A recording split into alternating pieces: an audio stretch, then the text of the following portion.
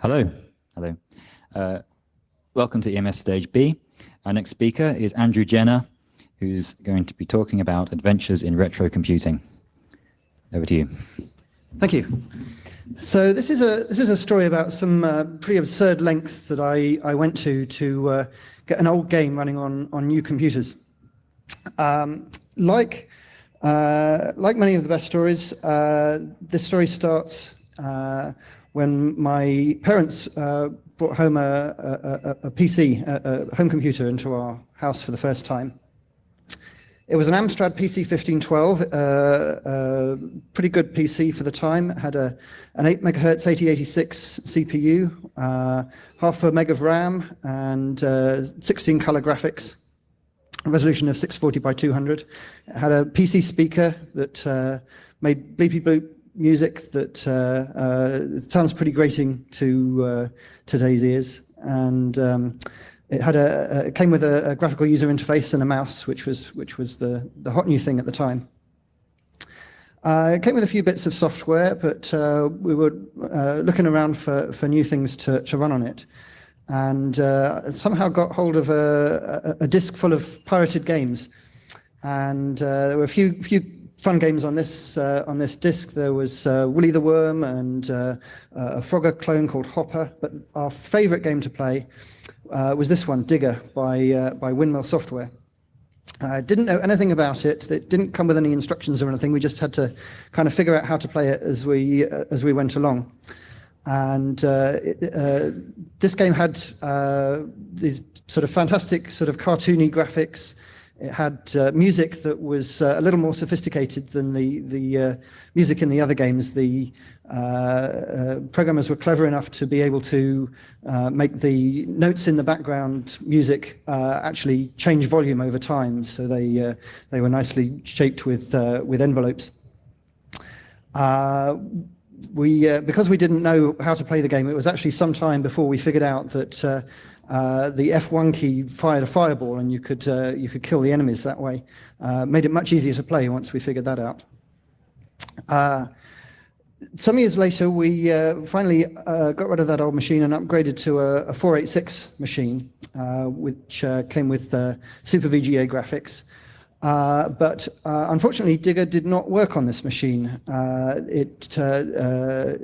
programmers had programmed the machine at such a low level that they were programming the individual registers on the CGA card, and VGA is not compatible with CGA to that extent. So if you try to play Digger on a VGA or Super VGA machine, it looks something like this. The display is all corrupted, and you can't see what's going on. It's completely unplayable, and it's also far too fast, because all the timing in Digger was done just by counting CPU cycles. So if your CPU is actually is twice as fast, the game will play twice as fast.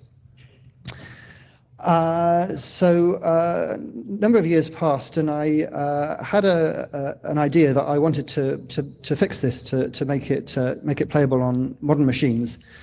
And I actually went to the first thing I did was actually I reverse engineered the graphics out of the executable file and redrew them in VGA resolution.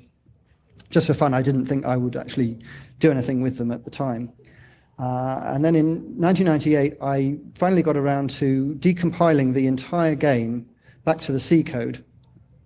And I believe this is the first time that somebody had remastered a game in this way. I've heard of a few other projects since, similar projects with other games, but as far as I know, I was the first person to do that. And if you have any information to the contrary, let me know, and I'll retract that. But so once I got it back to the C code, I was able to add the VGA graphics that I had drawn into it. I added Sound Blaster sound. I added a few more features, game recording and playback, so that you could show off your high scores to your friends. A mode where two players can play simultaneously and either cooperate or fight each other, depending on how you want to play it.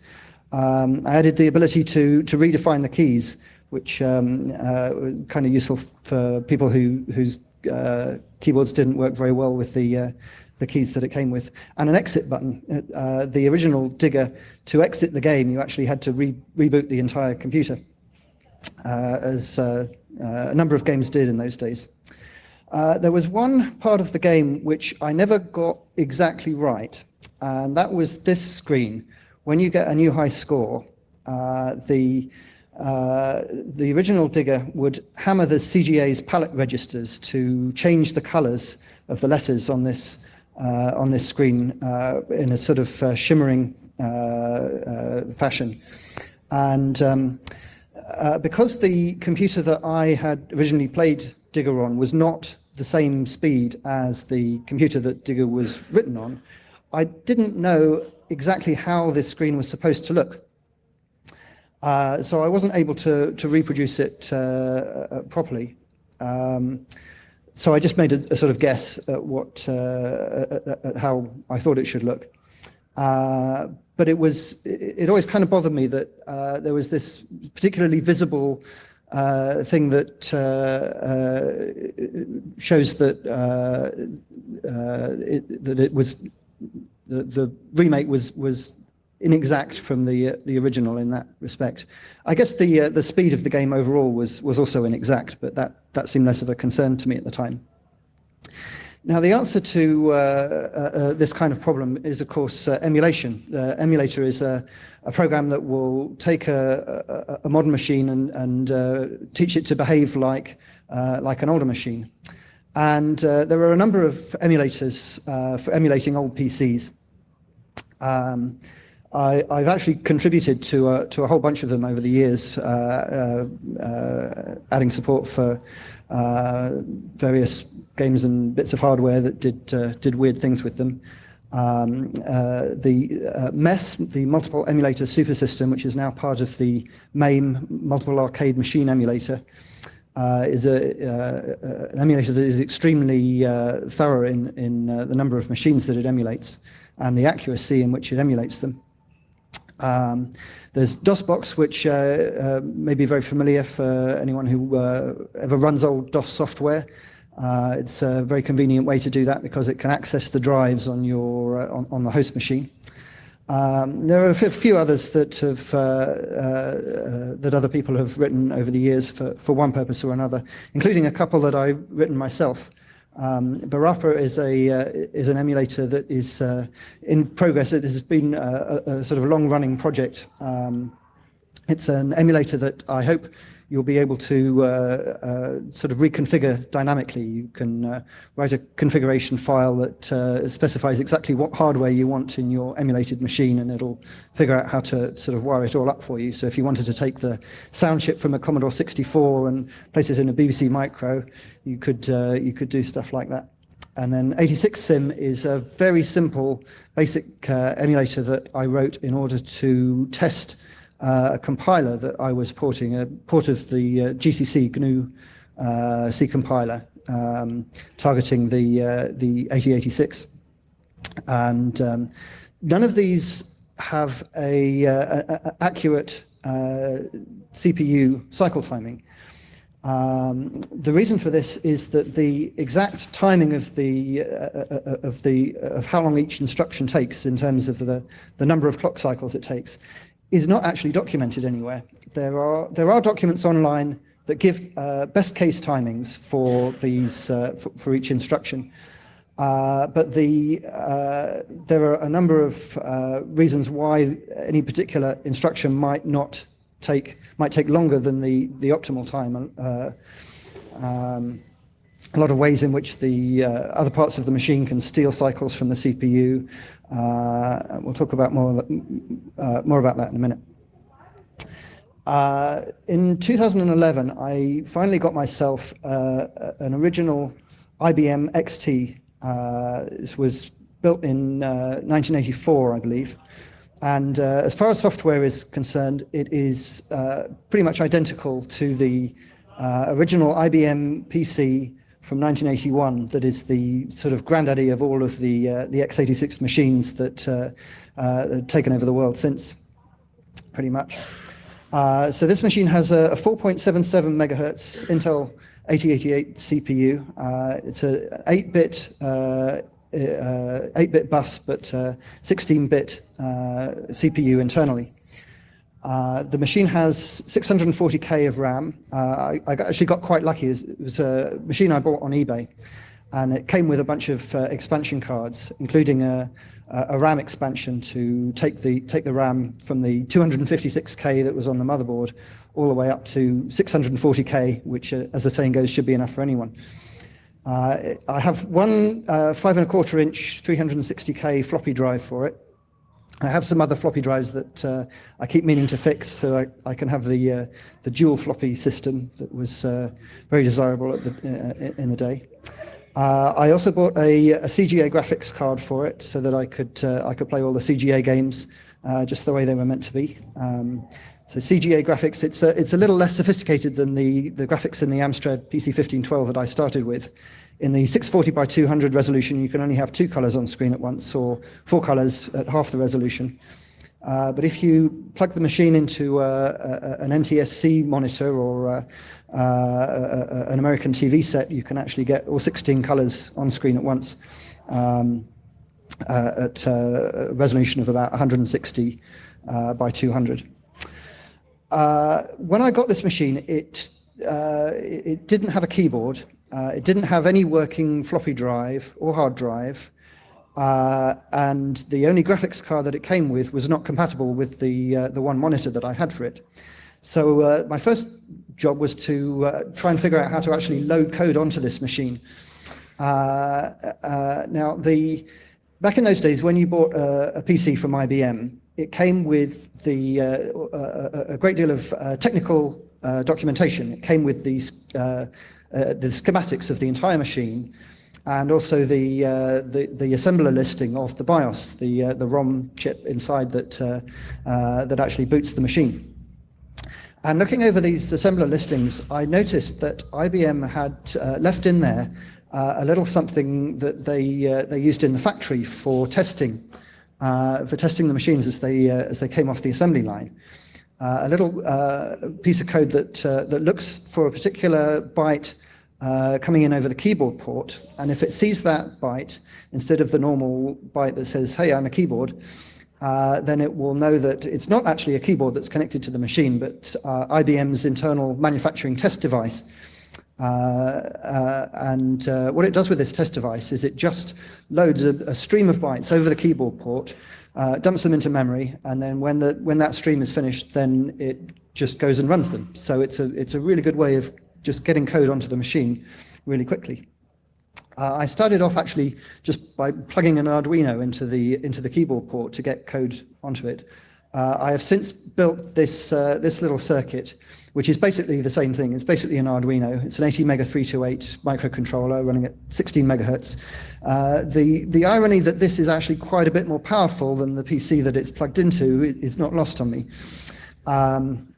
So as well as the Arduino, this has got a pass-through for the actual keyboard. So it plugs into the keyboard port, and the actual keyboard plugs into this. And it's also got a serial port to plug it into a modern machine for transferring programs over from a modern machine onto the XT. And there's one more connection here, this little red wire that you can see that goes off into the corner. That's actually spliced into the XT's power good line from the power supply. So when the microcontroller pulls this line low, it resets the entire machine, does a complete hard reset, and then in a second or so, it's back at the part of the BIOS where it's looking for that byte from the keyboard port. So rather than some of you may remember that PCs in those days would go through a very long memory test when they booted up. They would count up for each kilobyte of RAM in the machine. It would count up. So if you have all 640K of RAM in an original IBM XT, it actually takes a couple of minutes to boot up. But the keyboard, the manufacturing test routine happens before that memory test. So you can actually get the machine running a new program in about a second this way. It's much quicker to iterate when you're developing software for it. I've taken this this device, and it's connected to a modern PC in my office. And that modern PC is running an Apache web server and some CGI scripts that I wrote myself, which means that anyone, anywhere in the world, can load code onto this XT by using this web interface, reunigney.org/XT server. So the screenshot that you can see here is just a web browser that I've sent as a post request, a floppy disk image, a 360K floppy disk image containing a DOS and an auto-exec bat that just prints itself, so you can see how that works. The XT server does not yet support keystrokes coming from the web browser and then sending those over to the XT. That's something I hope to add at some point. But it's useful to for non-interactive things. You can write a program, stick it on a disk image, send it to the XT server, get the results back, and so this is really useful for emulator authors who want to run experiments on the real hardware to see what the timings are for various things. None of them took me up on it though, so I was left to figure out these cycle timings myself. So this is the target that we are trying to make a cycle exact emulation of, the Intel 8088, which was the hot new thing in 1979. It uses a 3000 nanometer process. Compare that to, I don't know what they're down to today, 15 nanometers, 10 nanometers. It has 29,000 transistors compared to the billions in today's CPUs. It has 8 general purpose registers, each of which are 16 bits. It has a 20-bit memory address space, so it can address a whole megabyte of RAM, although normally you would only address 640K of RAM, and the other 384K is for ROM and peripherals and things like that. The CPU is actually microcoded internally, so while it's running your program, it's also running its own little program in its own special purpose instruction set. The sort of blue rectangle you can see in the corner of this die photograph is actually the main ROM, which holds the microcode. It's 504 instructions, each of which are 21 bits. My purpose in building this emulator wasn't to run this original microcode program just to get something with the same cycle timings, so that it would be indistinguishable to software that is running on the actual PC.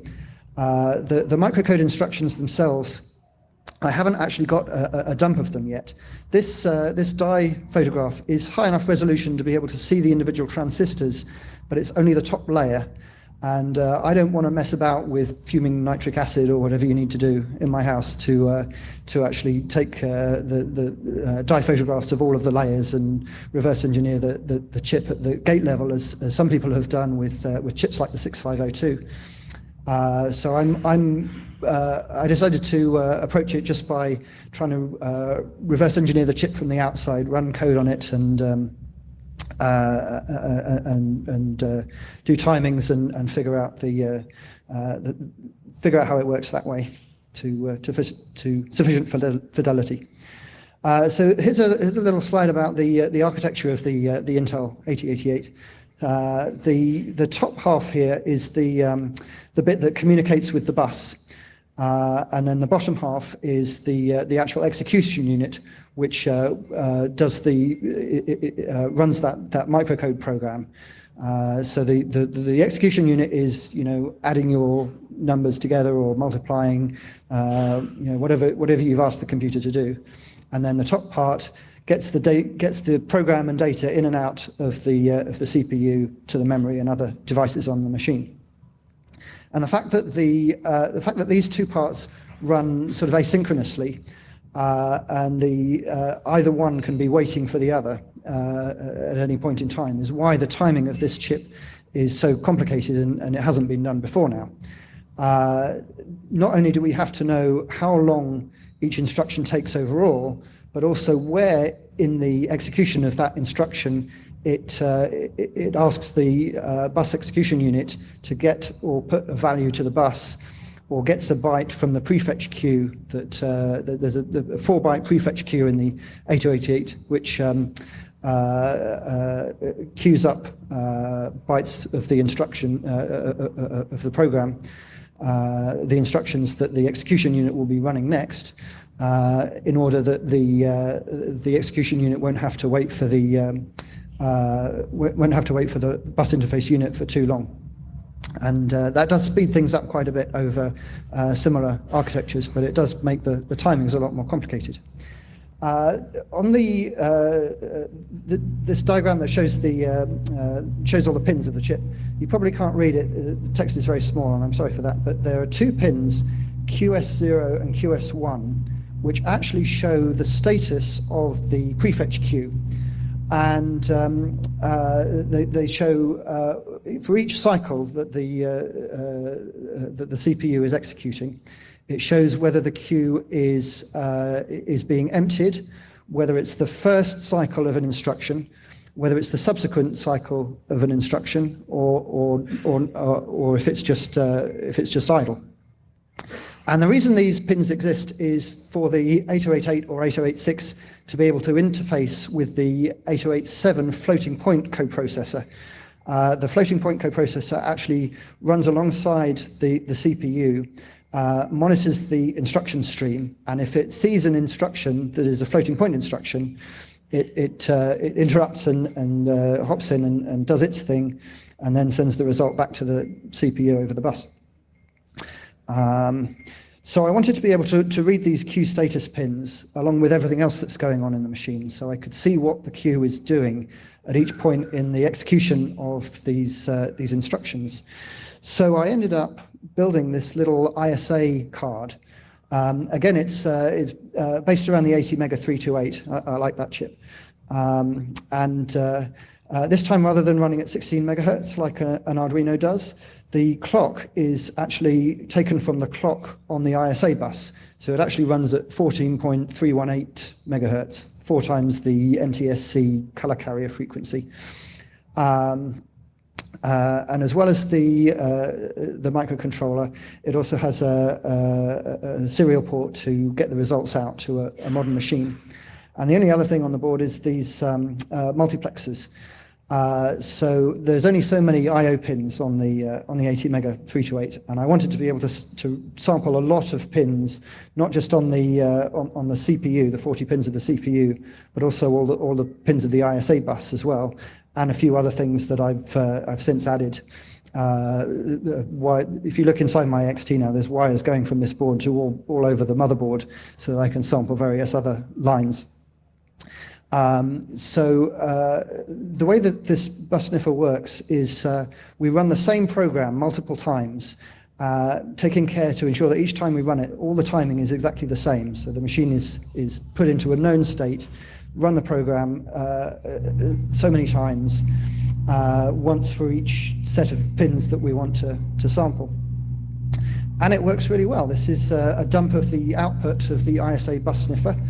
The columns on the left show the actual raw data from that's coming over the serial port from the bus sniffer card, and then on the right there's the sort of some interpretation that's been done on it.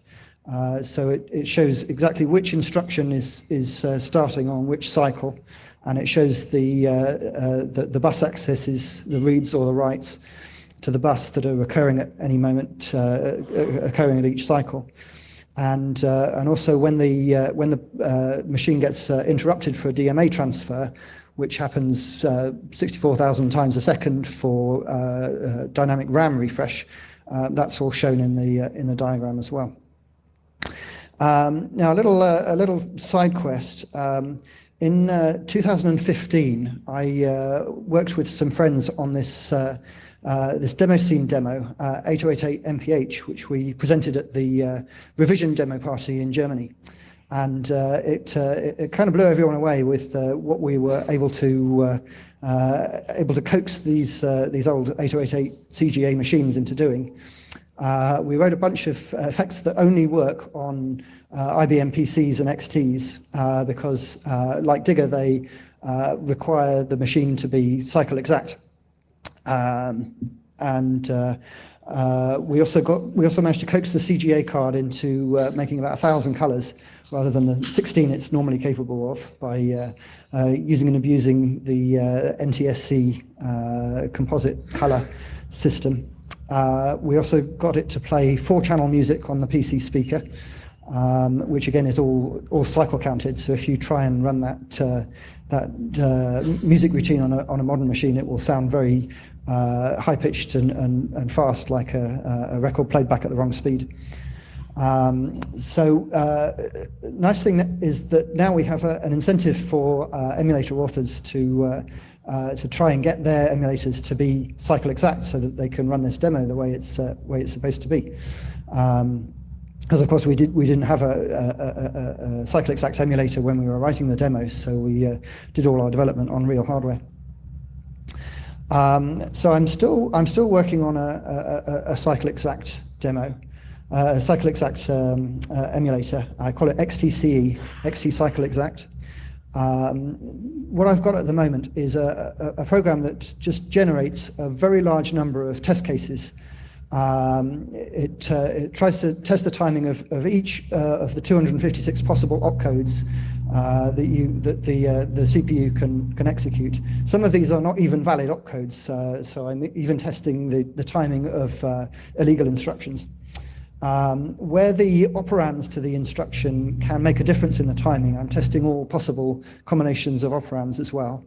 And then also the state of the prefetch queue and the bus can make a difference, so I'm testing each possible combination of those. So there's a very large number of possible situations that the machine can be in.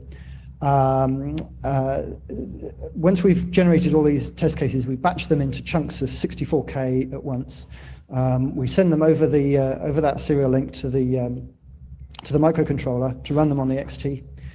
And then if any tests are not, if any of those test cases turn out to have different timing on the real hardware as on the emulator, then it will run the ISA bus sniffer to get a trace of exactly what happened on what cycle on that.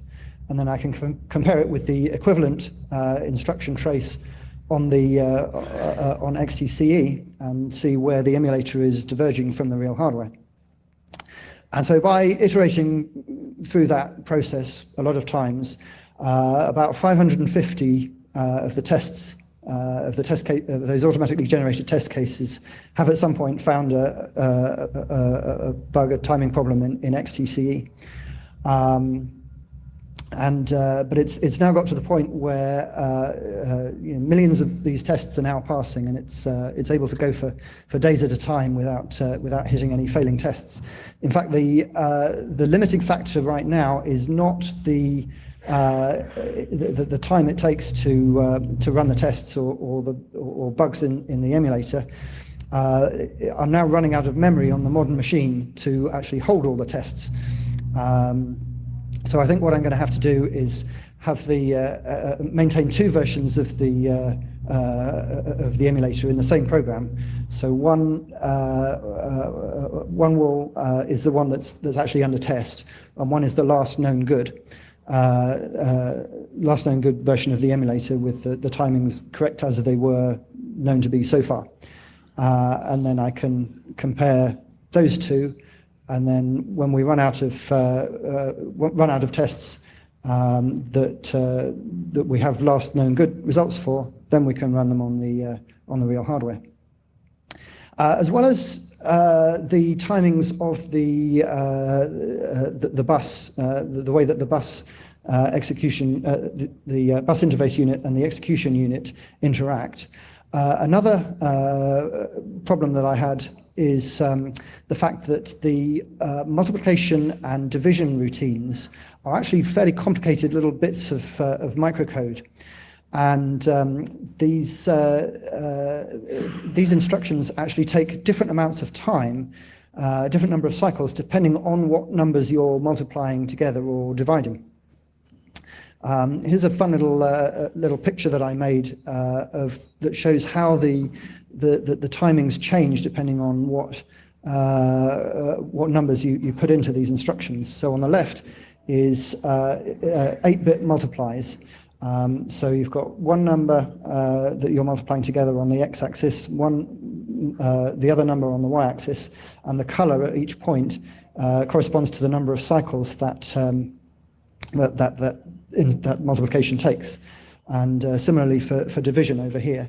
The multiplication one actually wasn't too difficult to figure out. It turns out to be just the one cycle for each 1 bit in one of the operands, and a few other things to do with whether a cycle for if the result overflows, and some cycles if you're doing sign multiplication, depending on which of these 4 quadrants you're in. The multiplication one wasn't too difficult to figure out. The division one took me ages. I thought I knew how to implement a division algorithm in the same way that a CPU would do it, just in terms of compares, additions, subtractions. But no matter where I put the delays in this, in my own division routine, I could not get the timings to line up.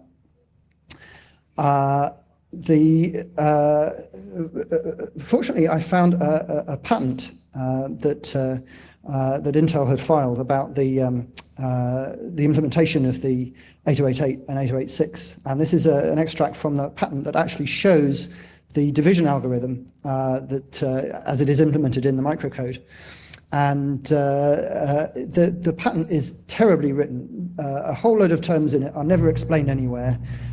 There are mistakes all over the place.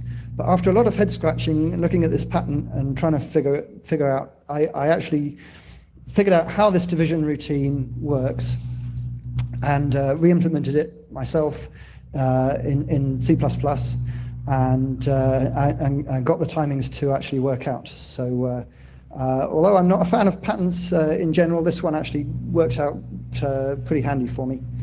And in fact, the algorithm as implemented in the microcode is a bit cleverer than the one that I implemented myself. It actually manages to do the division with fewer temporary registers, which are obviously very important if you're running on a CPU with a very small number of transistors and internal registers. I'm still working on XTCE. There's still a few more bits to do before I can call it finished. A number of situations where the invalid instructions, if you're using multiple prefixes at once, there are situations there where that isn't defined. Situations to do with hardware interrupts. If a hardware interrupt comes in, a device needs an interrupt servicing, then whereabouts in the execution of the instruction does that interrupt actually occur? And then I want to use these 550 or so tests that ever failed to make a sort of torture test for other emulators so that they can see how accurate they are.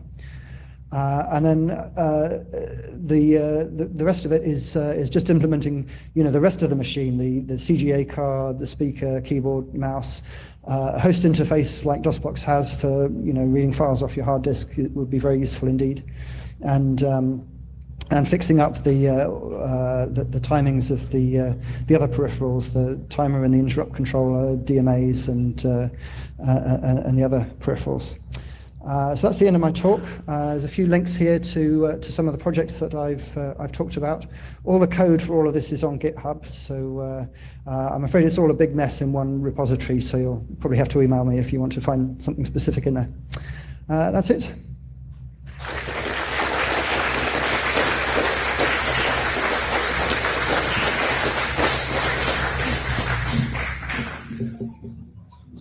Sure. Any quick questions?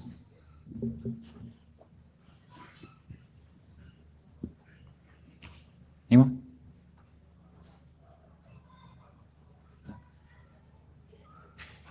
Okay, one here. So, except for your demo scene code and the Digger game, how sensitive are most games to the timing of the XT? Most games are not that sensitive at all. I mean, even games that were written to be only tested on that particular CPU and run at a speed that is governed just by the speed of the CPU. There were a number of games like that, but people played them on faster systems. They were just more difficult. So it's kind of an academic exercise to actually make this cycle exact emulator. It's not very important for running real world software. I'm hoping that by implementing this emulator, I will sort of spur the development of some software that more software running on these old machines that is cycle exact, that does require that cycle exact timing, and can therefore push the machine much closer to its theoretical limits than it would do if you are relying on other parts of the hardware, the timer interrupt and so on, to do your timing. Okay. Thank you, Andrew Jenner.